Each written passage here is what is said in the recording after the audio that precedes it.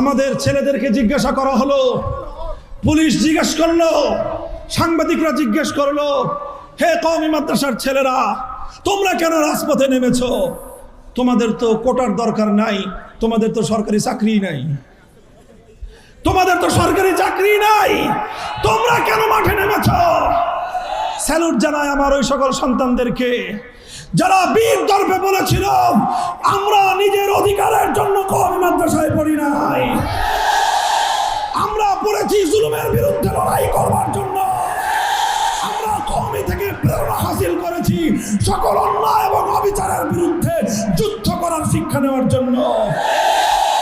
আমরা চাকরির জন্য নামি নাই, আমরা নেমেছি আমাদের ভাইদেরকে যারা ইউনিভার্সিটিতে পড়ে, যারা কলেজে পড়ে, বাংলার বিভিন্ন প্রান্তে আমার ভাইদেরকে যেহেতু তোমরা অন্যায়ভাবে হত্যা করেছো, আমরা চাকরির জন্য নিজেদের স্বার্থের জন্য নামি নাই, আমরা নেমেছি আমার ভাইয়ের হত্যার প্রতিশোধ নিতে।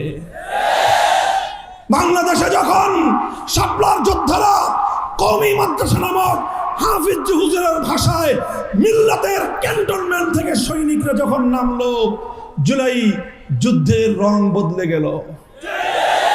ওরা মনে করেছিল সকলকে ওরা বুলেটের আঘাতে শান্ত করে দিবে। আমার শাপলার যোদ্ধারা গর্জে উঠে বলল, রক্ত দিতে হয় রক্ত দেব, জীবন দিতে হয় জীবন দিব।